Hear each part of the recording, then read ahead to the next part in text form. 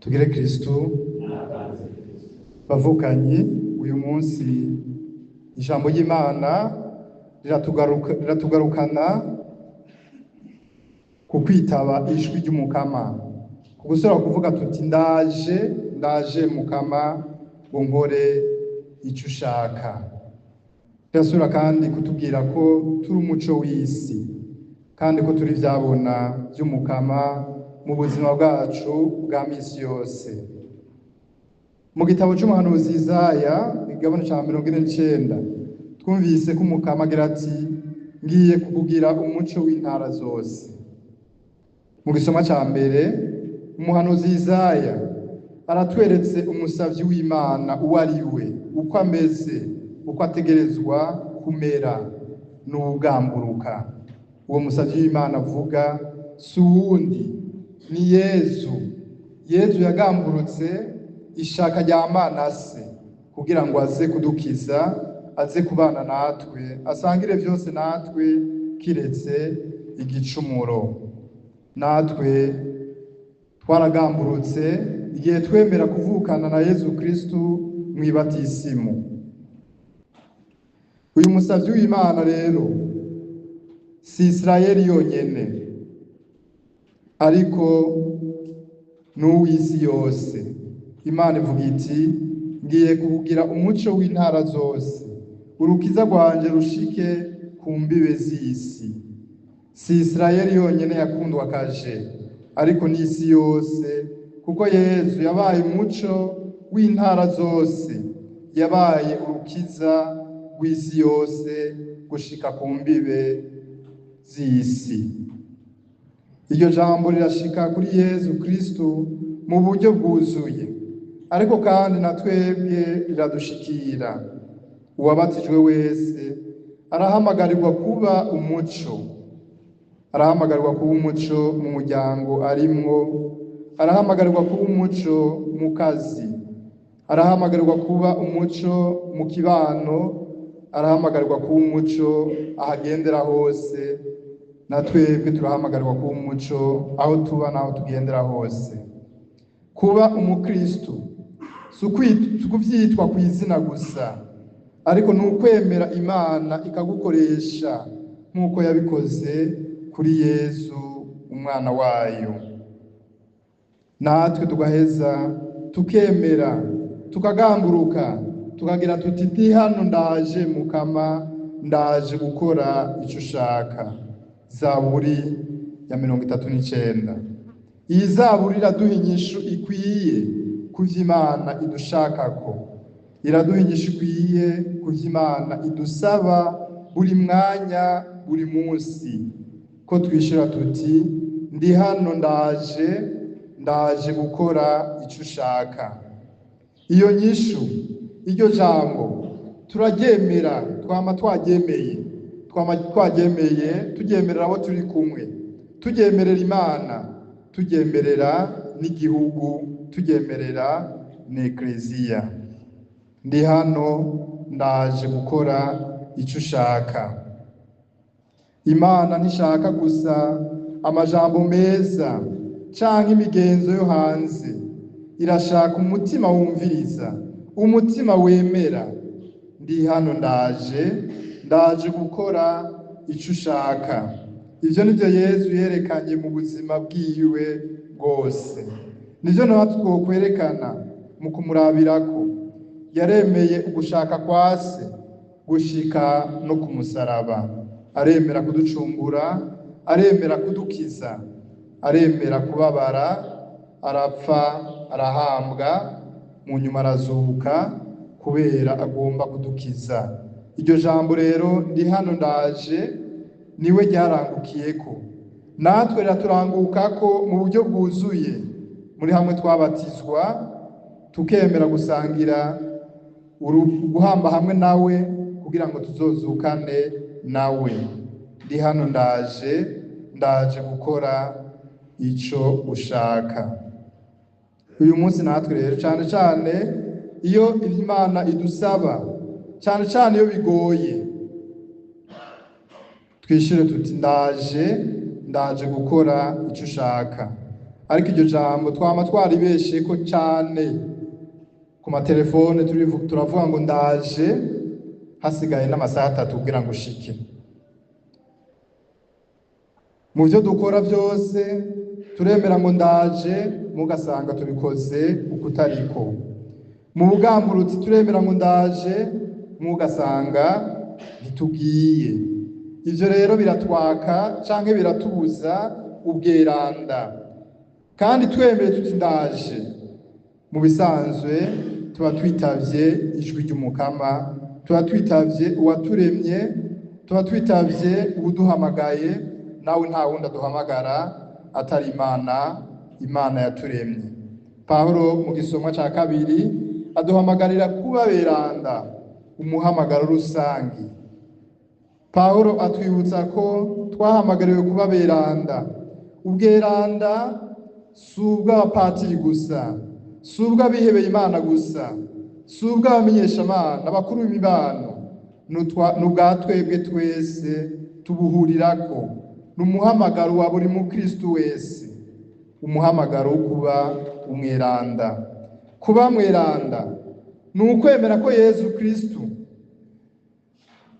aba umukama w'ubuzima bwawe, aba umukama w'ubuzima bwacu, maze imigisha n'amahoro by'Imana bikadusaga mu buzima bwacu twebwe, mbere bigashikira n'abandi iyo biduciyeko. Tugaheza tukayerekana Yesu, tukamwereka abandi biciye ku buzima bwacu, tukagira tuti nguyu mwagazi w'Imana, nguyu Kristo akiza, akura igicumuro c'isi, nk'uko Yohani Batista yavyeretse abanyisirayeli abanje kubabatiza muri ya batisimu yo kwisubirako.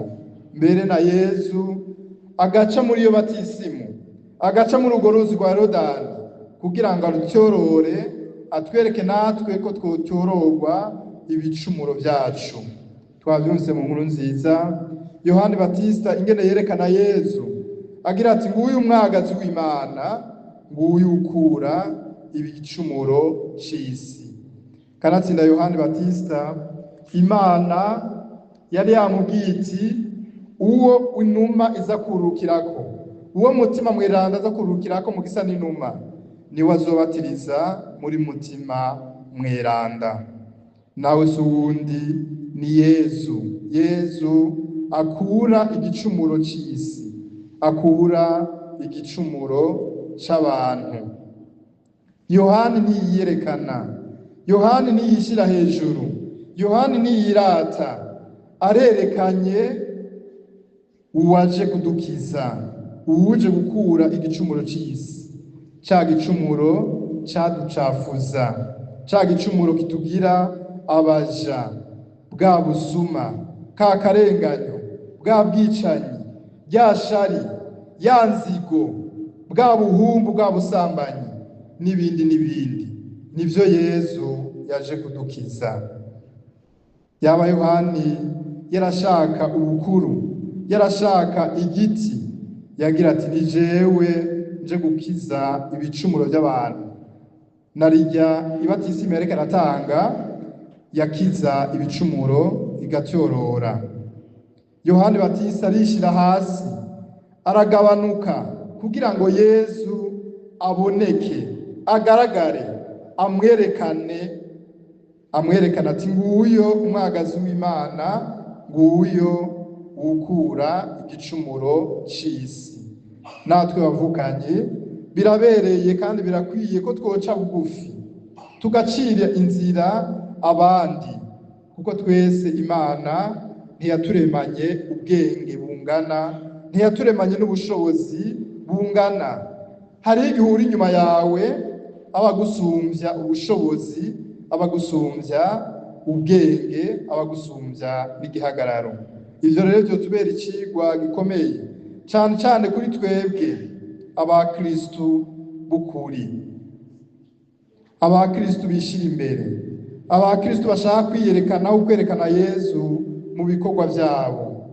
Yesu ni umwagazi w'Imana, niwe yikoreye ibicumuro byacu, niwe aduha ubuzima bushasha, niwe abatiza muri mutima mweranda, niwe adutyorora tugasubira kuba bashasha kubwiwe.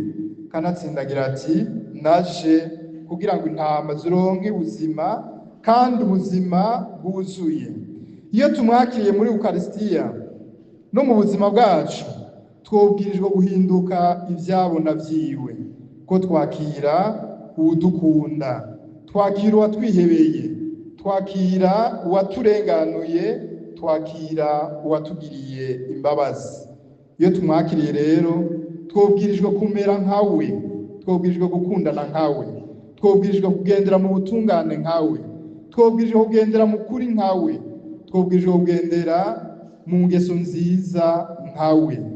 Ariko biratwereka ko iyo tumwakiriye umenga ntituzi uwo twakiriye. Tuba twakiriye wa wundi akiza ibicumuro vy'isi, akiza igicumuro abantu bose. None natwe turakwiye kugenda hajya tuba, hajya tugendera, hajya dukorera imirimo ya misi yose, tukerekana Yezu uwo ari we, tukamwerekana ko ari we akiza ibicumuro by'abantu. Iyo twamwakiriye mu isakaramentu ry'ikigongwe, tugahindura ingeso mbi tukaja mu ngeso nziza. Bamwe bari batuzi ko turi babi, bakatwihweza bagasanga turi beza kuko twakiriye Yesu. Tugende hajya muri bajya badasenga, tubereke Yesu twakiriye, duhindure ingendo, duhindure ingeso, tuve mu ngeso mbi tuje mu ngeso nziza. Niho tuzoheza tukaba ivyabona vyiwe, tukamugaragaza uko ari, nk'uko Yohani Batista yamugaragaje. None rero ubutumwa bw'uyu munsi, uyu munsi umukama aratubwira ati reka nkwereke uriwe, uri umusavyi wanje, muvukanyi, warabatijwe, warahawe batisimu, waravukanye na Yezu Kristu. Yezu agira ati abemeye izina ryanje, abanyakiriye nabahaye kuba abana b'Imana. Nawe uri umusavyi w'Imana, nawe uri umusavyi wa Yezu, nawe uri umukristu. Uyu munsi reka nkugire umuco ku bandi, uri umuco w'abandi. Warakiriye itara cagihe wabatizwa kugira ngo uje kumurikira abandi ntibazimire, ubakure mu mwijima w'igicumuro. Nube rero umuco ku bandi, umurikira abandi bave mu mwijima w'ingeso mbi, bave mu mwijima w'igicumuro, kimwe cabagira baja, bave mu akaboregwe k'ibiyayuramutwe, akaboregwe k'ibindi bicumuro bitandukanye.